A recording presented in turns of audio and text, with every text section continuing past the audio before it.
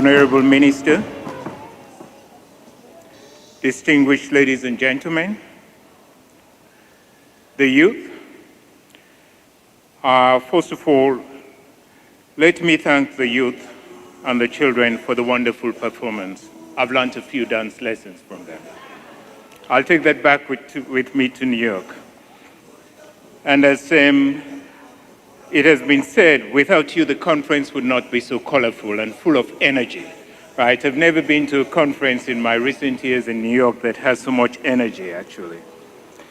I also want to thank the National Association for Child and Youth Care Workers and UNICEF South Africa for inviting me, and to thank the Department of Social Development for hosting this important conference with NACCW. I would like to thank the organizers for bringing so many important child protection practitioners from around the world together for these 3 days. It is a great honor and privilege for UNICEF and for me personally to participate in the 18th Conference on Child Youth Care in South Africa as a child protection practitioner who's been doing this job. I would also like to thank the Irish ambassador for his recognition of UNICEF, right, and for the work that we have been doing. My congratulations to the Department of Social Development, the National Council of Social Service Professionals, and NGOs for all the years of hard work undertaken in successfully developing a social welfare workforce, which includes a child and youth care workforce that has been fully trained, accredited, and regulated, right?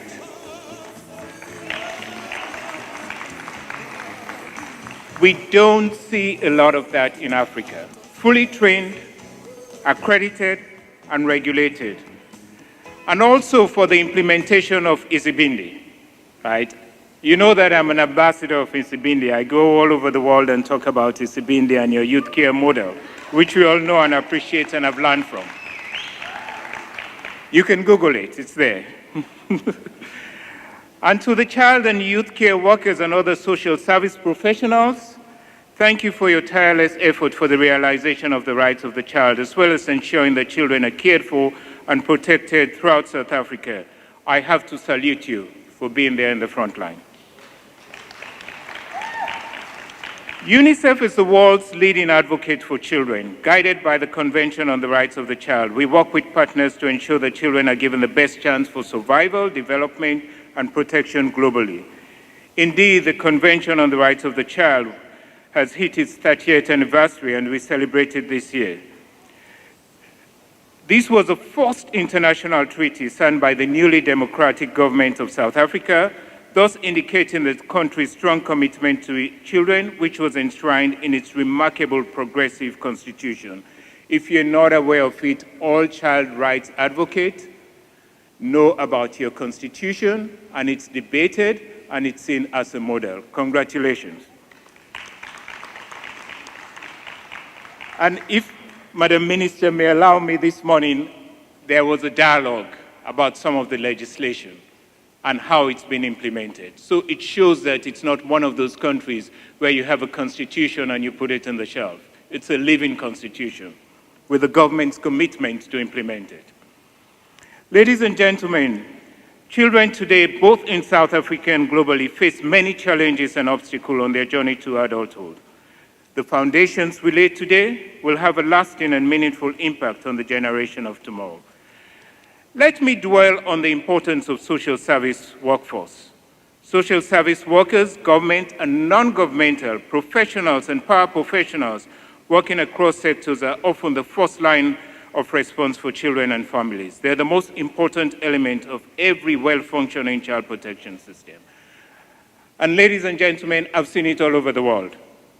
I've seen it in Africa, I've seen it in Asia, I've seen it in the Rwanda, in Bangladesh, I've seen it in Vietnam, I've seen it in Europe, in Greece, I've seen it in America, I've seen it down in the border, I've seen it in Colombia. That person that holds the hand of that child, that person that you are the only one who's there between that child and the spire for that child. So all over the world, I've seen it, right? And I feel that these frontline workers, their ability to perform and the impact of their works requires proper political support, as it's demonstrated by the presence of the ministry, human and financial support as well. We know they are under-resourced, and we know they are under-supported. It's been estimated that 65% of the 169 targets related to the 17 Sustainable Development Goals will not be reached without engaging and coordinating with local and regional authorities responsible for social services.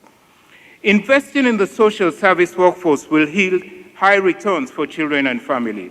We need to say that to the Ministry of Finance, right? They need to know that you would give them a return on their investment, that you are not just asking that they provide these resources just because we have to support children. They will have a return on their investment. On the other hand, the lack of investment in the social service workforce will undermine all other efforts to strengthen the child protection system in a sustainable manner. In UNICEF's report, Generation 2030, we have estimated that at the end of the century, half of the world's children would be African. In Africa, 70% of the refugees are children. It is therefore important that we develop a workforce that focuses on children, trained specifically to care for troubled children and children in difficult circumstances. The child and youth care workers are well placed to meet this need. In addition, Africa has a youth bulge. Of course, actually, I've been totally energized and entertained by the youth today, right? But we do have a youth bulge. A crisis with youth unemployment, inadequate training, and youth development. We have a youth crisis. The transition of youth to the workforce. We have a youth crisis, and it has been recognized. And we know that if we don't address the youth crisis, it's a political landmine waiting to explode in our face. But this crisis is an opportunity for us all and for partners to support the training and development of unemployed youth into child and youth care workers and other social service professionals to respond to child protection needs, while systematically responding to Africa's political and economic priority, which is the youth development, safety, and employment. But let me share a few thoughts on why we have prioritized the social service workforce. UNICEF global experiences demonstrate that a strong social service workforce across sectors plays a central role in identifying, preventing, managing risk, and responding to situations of vulnerability and harm. It also plays a central role in alleviating poverty, facilitating access to and delivery of social service, promoting social justice, reducing discrimination, challenging harmful behaviors, and social norms. Recognizing the fundamental role that this social service workforce plays in the lives of children and family, we in UNICEF, in a strategic plan for the period 2018 and 2021, for the first time identify social service workforce strengthening as a strategic priority to protect all children from violence, exploitation, and to achieve the SDG goals and targets to end all violence against children. We believe, actually, that if we have a workforce that teaches children and is responsible for education, a workforce that is responsible for health, we believe that we should also have another workforce that should be a concern and should receive the support, the workforce that deals with children who are harmed, or children who are in distress, or children who are at risk. To support these efforts, UNICEF has recently released the guidelines to strengthen social service workforce for children, and these guidelines are informed by evidence of what works and lessons learned in the field. They aim to accelerate and support regional and national efforts to plan, develop, and support the social workforce, including guidance on how to provide promotive, preventive, and responsive service to vulnerable children and families. And guess what? The guidelines have incorporated good examples from South Africa, including the Isibindi model.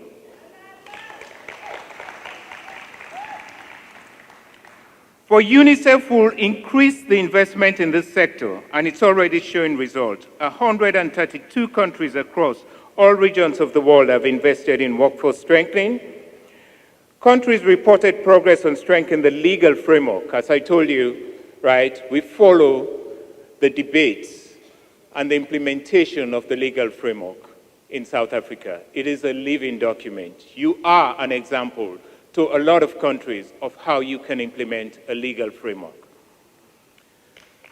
Countries reported progress on strengthening the legal framework for the social workforce. Today, I was listening as Dr. Maria spoke about getting everybody accredited, right?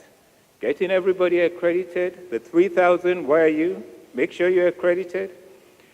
Creating supervision, supporting mechanisms, strengthening the capacity and the education of the workforce. You have to have a trained workforce. Generating evidence and data is also a key to better understanding the social service workforce, its role in child protection work. Since 2017, UNICEF, along with its partners, such as the Global Social Service Workforce Alliance, has engaged in conducting extensive mapping of the social workforce in more than 35 countries across the world. We now have a complete understanding, and we are currently undertaking more mappings which will provide strategic directions, recommendations to strengthen social workforce at the national level. This Global Social Service Workforce Alliance recently released a comprehensive social service workforce mapping toolkit, which was developed based on the experience of the regional-led mapping of the workforce. The toolkit is intended to guide a participatory national-level analysis of the workforce. But let me share a few challenges that we need to further work on. Despite the progress in strengthening the social workforce, a number of challenges remains to be addressed. Some of these challenges around a common understanding of who the social service worker are, the functions, and their performance. Countries have different views of who could be recognized as part of the workforce, regardless of the path countries choose for strengthening the social workforce. Identifying who is part of the social service workforce, reaching consensus at national level is critical to define the scope and the range of workforce strengthening strategies needed to plan, develop, and support the workforce at the country level. Country task force, national leadership group, or other representative stakeholder groups can facilitate the development of this definition. Estimates of workforce size, composition often rely on data of government workers alone, which may not be accurately reflecting the workers engaged at the community level or non-governmental entities. Where possible, we should invest in adapting and using the human resources information system of the government and non-governmental organizations to show who the social workers are. Education and training opportunities, I've spoken about that before, are varied, but it's limited. Field placement, this is one thing in South Africa you're good at. Short-term certificate program, especially for paraprofessional. Community-based workers are still limited, but capacity building options are there for the social workforce, including diverse educational training programs adapted to the specific tasks and functions. On the other hand, actually, workers engage in complex case. You have to have a flexible training arrangement and short-term training and certification opportunities, as I said. But if it's complex cases that requires intensive psychosocial support, counseling, or best interest determination, we have to have long-term training for those. Although most reporters having a supervisor report that they have a supervisor, the quality of the supervision is less satisfactory. As a practitioner, I know how important the supervisors are. Your supervisor is also your mentor. Your supervisor is your role model. Your supervisor is your leader. Your supervisor is your champion. Your supervisor, I remember all my supervisors, right? The ones I didn't like, I moved on, okay? Right? Because it's a mission. Right? This work that you guys are doing is a mission. So the other thing actually which I was pleased to hear this morning was a professional association. Professional associations are widespread, but their capacity is often limited by lack of formal or legal recognition and a narrow view of who they represent. Who do you represent as a professional organization? Do you represent members or do you represent yourself? Has your professional organization been captured by a group, right? Who do you represent? And the values of your professional association is the values that the workers bring. If you believe in a democratic social association, professional association, if you believe in a moral professional association, a professional association that has ethics, right? You have to have a professional association that mirrors your value as people who are dealing with the most vulnerable population in the world. Formal recognition by government of the professional association, I listened carefully to Dr. Mari as she was talking, and their roles, either through legislation or the formal means, is critical to legitimizing and enabling them to contribute to their workforce strengthening process.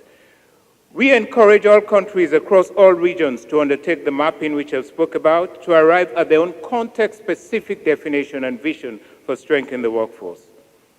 In South Africa, the Council of Social Service Professionals has already done the mapping. Define the different social service professionals and their level of registration. We commend the South African Council in their ongoing effort to recognize diversity and development as to professionalize and regulate the different social service professionals and to respond in a dynamic way to the South African needs. We also call on countries to investment in workforce education, skill development. Working with vulnerable children and families, as I've said before, requires a broad range of competencies and skills, including core values such as respect for diversity, interpersonal communication, as well as more specific skills such as case management and counseling. And definitely, I'm sure these youths have interpersonal skills. They can't be so dynamic, okay, full of such energy. And you could see even then the non-verbal communication in their dance. So I'm sure they have the interpersonal skill. Well done for your training that you've impacted on them. Whilst training packages and curriculum for other countries can be adapted, countries need to ensure that their capacity building efforts are based on their national context and reality and meet the needs of social service workforces defined through their country mapping exercise. Colleagues, I've been to countries where they've parachuted the curriculum in, okay? And they've done a cut and paste, right? And now when I look at the curriculum, I could be in Birmingham, or I could be, in one of these Western countries. It doesn't work, okay? You have to contextualize it to your context. And when we were taken out, we saw that very clearly, that you are contextualizing your training and your workers are adapted to your context, okay? In concluding, UNICEF mandate is a mandate and commitment to protect all children from violence, and government's mandate and commitment to protect all children from violence and exploitation, and to strengthen their child protection system cannot be realized without a strong social workforce at the country level. The workforce is now recognized, and we have evidence of that. We've done an evaluation. It's recognized as the single most important element of any child protection system. No system can function effectively without that people, day in and day out, work with the most vulnerable families and make that system come to life.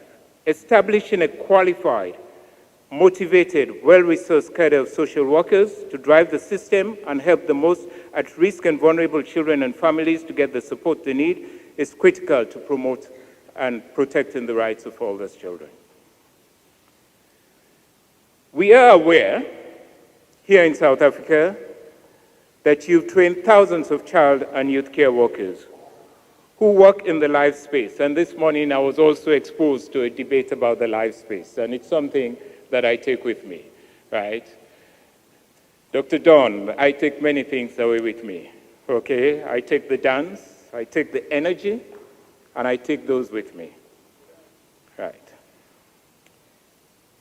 Hundreds and thousands of most marginalized children have received love, care, and support and enhanced access to social services, which stories I'm sure we'll hear along the course of this conference. I came here earlier and I was taken to another Isibindi project in, I've forgotten if it's 2012, 2014, or 2010. It was in another region. And I listened to these guys. I have a daughter. I have a daughter that has choices. I have a daughter that controls her sexuality. I have a daughter that knows about reproductive health care. And I was there listening to a group of girls that have just had kids. And one of them said to me, right? And one of them said to me, because of Isibindi, her child had cerebral palsy. She said, because of Isibindi, my child stood up and saw the sun before she died. Right? That's all she wanted. This girl, she was in her teens. That's all she wanted. Let me conclude. The challenges facing children in the world today are real. They're counting on us and on us. South Africa has moved ahead, developed many positive practices that we can learn from for all of us to make a difference. Let us protect all children from violence, abuse, and neglect and exploitation, as every child has the right to be safe and respected and valued. I wish everyone a wonderful conference, and I assure the continuation of our commitment and partnership from UNICEF to build up a holistic social welfare and child protection workforce with the government and with civil society in South Africa. You are a solid example. As it has been said, South Africa is leading the world, and Dr. Don, I'm not taking anybody with me, but I take the messages with me back to New York. Thank you very much.